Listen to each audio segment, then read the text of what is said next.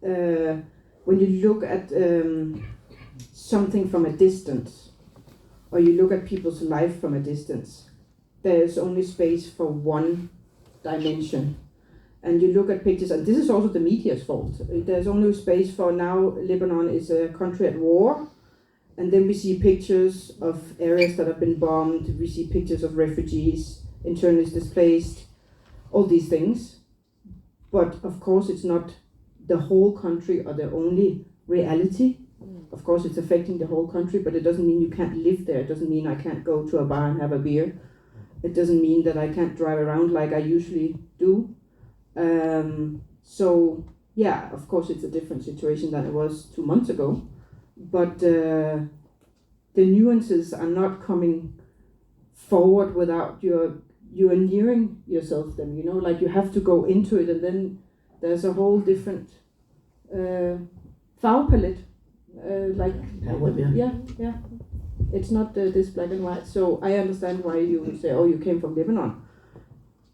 It's almost, I mean, not that it's, I don't think war should be normalized, but there is a new reality and we adapt. And I think we are all extremely adaptable. And this is what you do.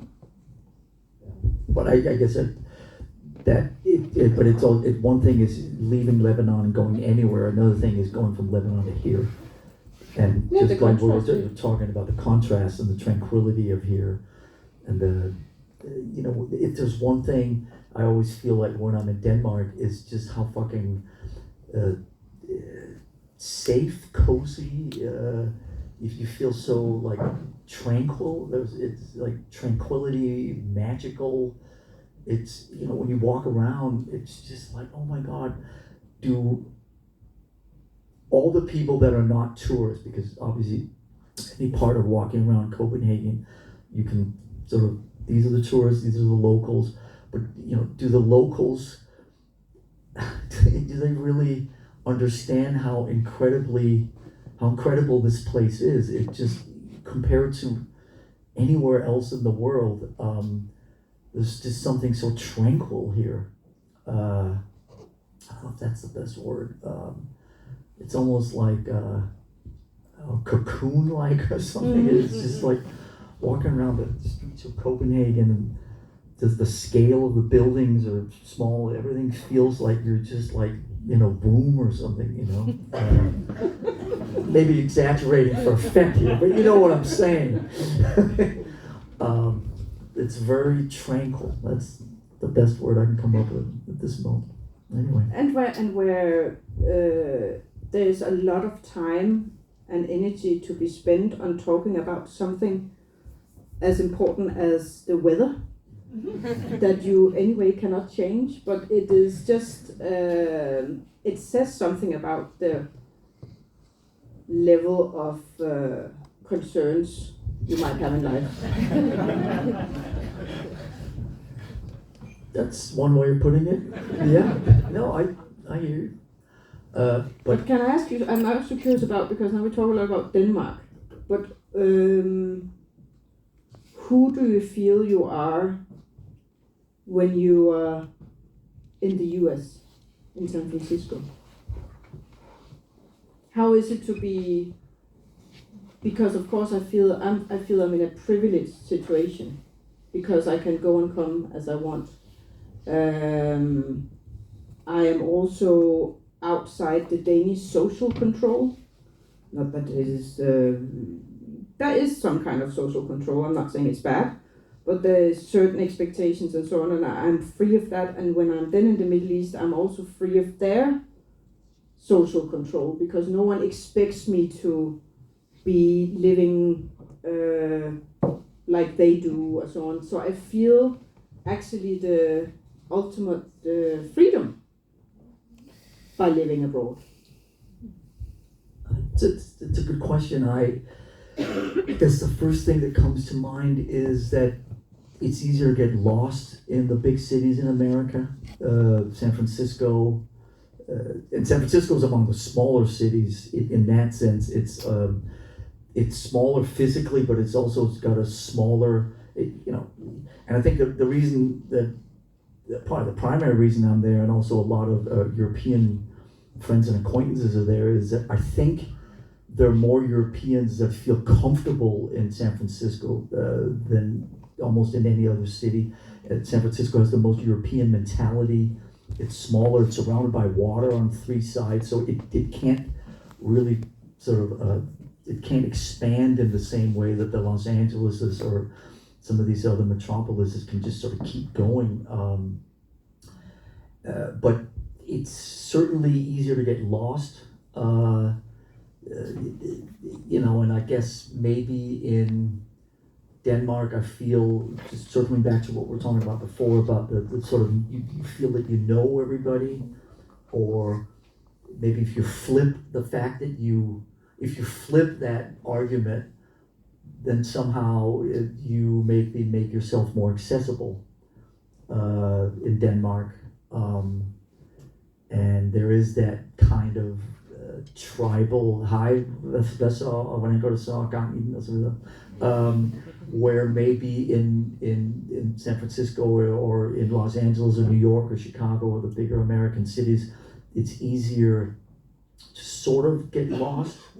And obviously there's an asterisk around that also, because if we are in cities, I guess it depends whether we go there, if I go there on my own or with my family, or if I go there with Metallica, my other family.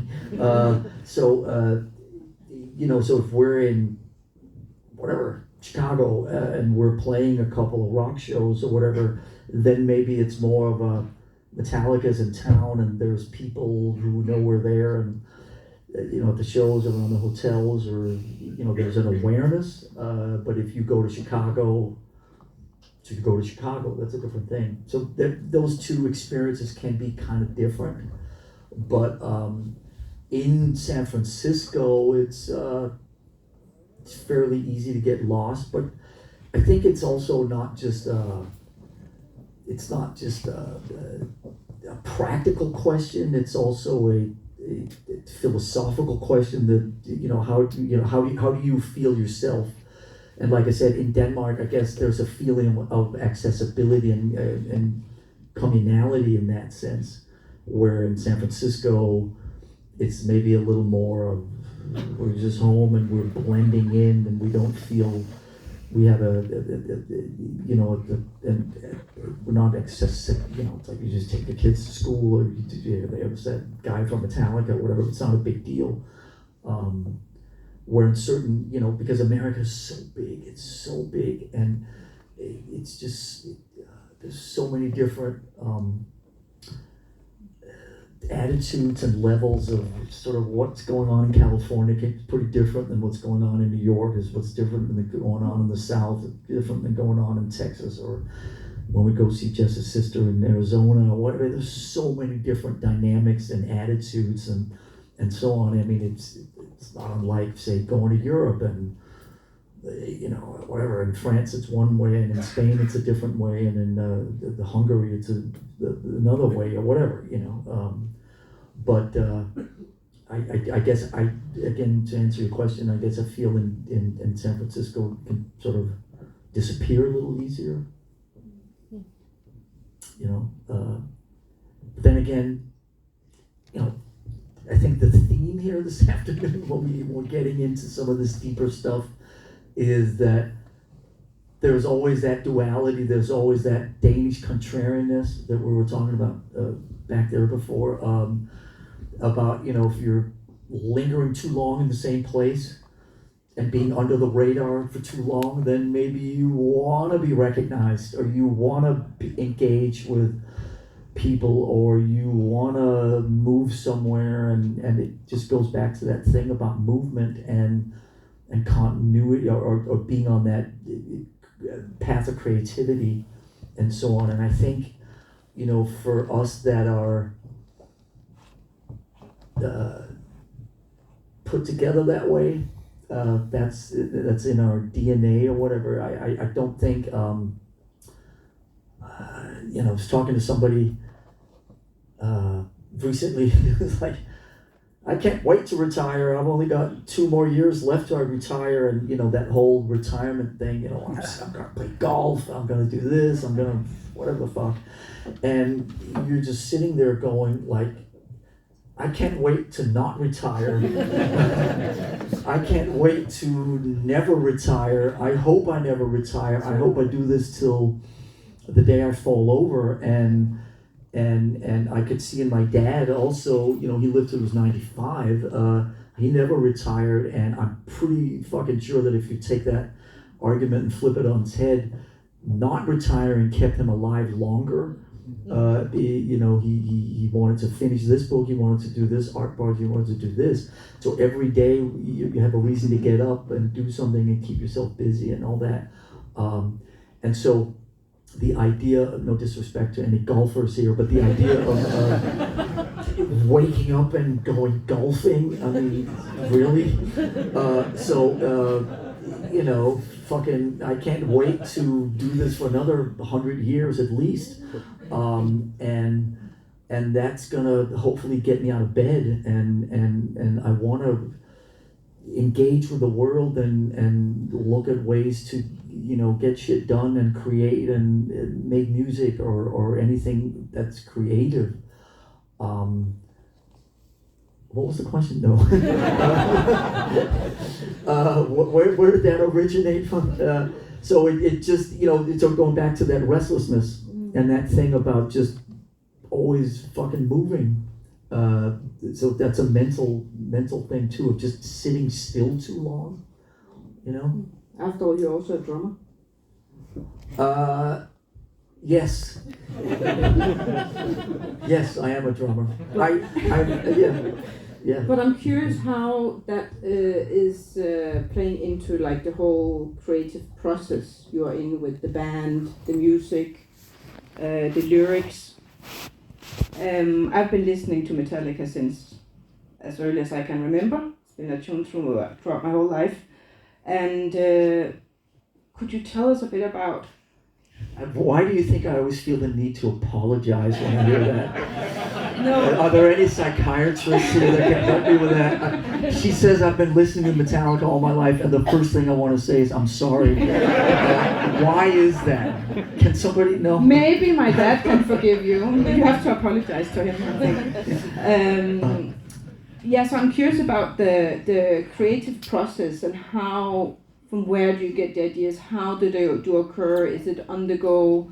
Like what space do you somehow work within? Yeah, it's initially definitely on the go. I mean, I think it goes back to to a little bit, and again, forgive me if some of you have heard this before, but the growing up in a tennis environment. Tennis is a lot about balance and a lot about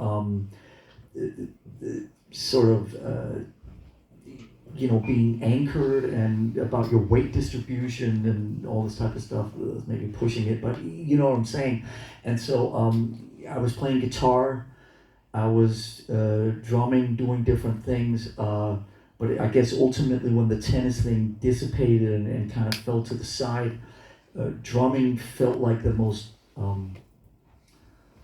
natural extension of tennis, but I was always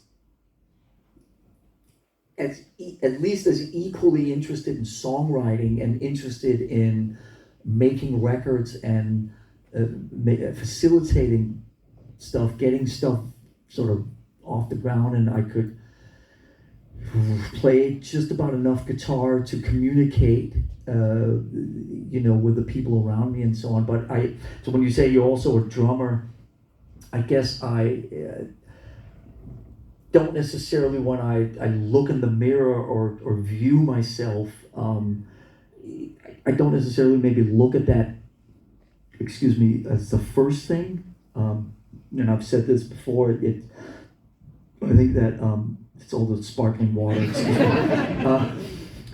It's that maybe initially the drums were the vehicle or the gateway. That was what I could bring. That was what that was my ticket into being in a band.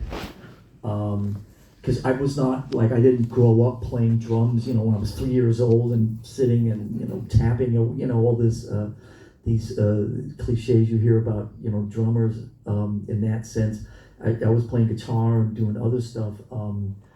But when I wanted to be in a band, after the tennis thing dissipated around 15, 16, drums is just what I gravitated towards.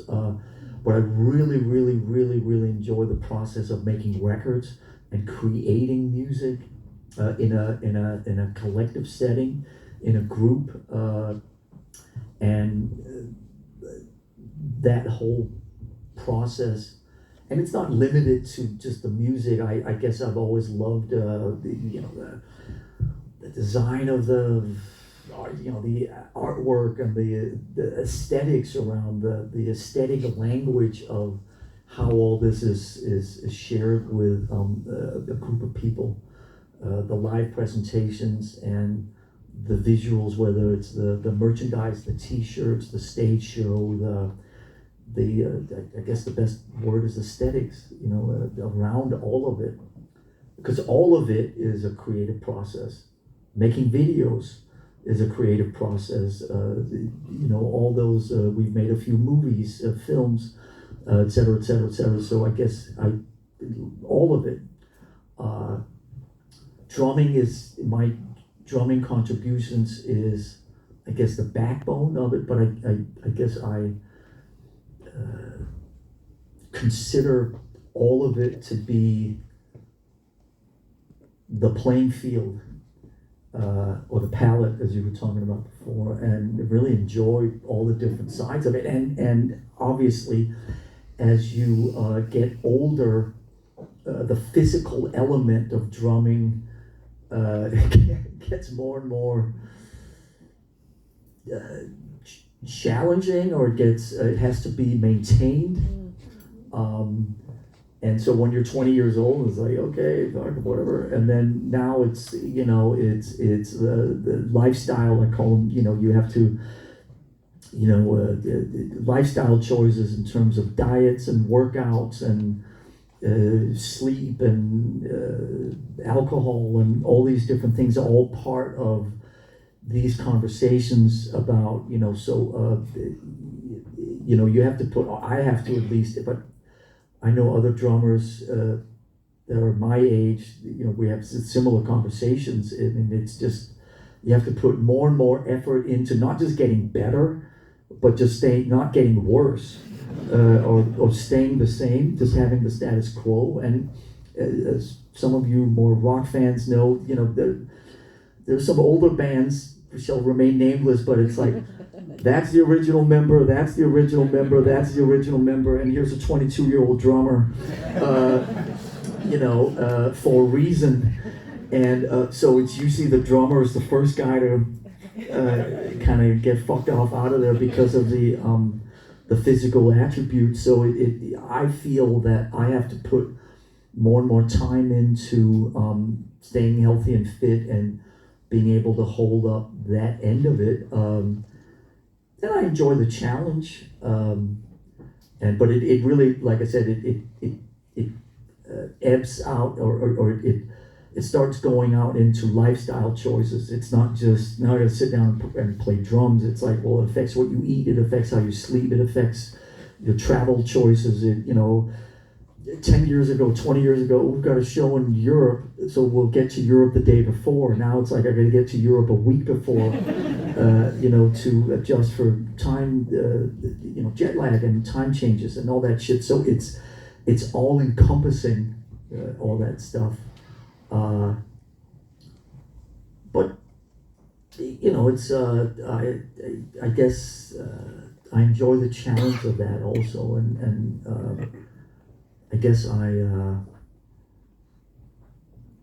know, I like to step into those. You know, I've always felt that if there were things that were challenging, and if there was a fear, somehow very early on, I learned to kind of walk into it.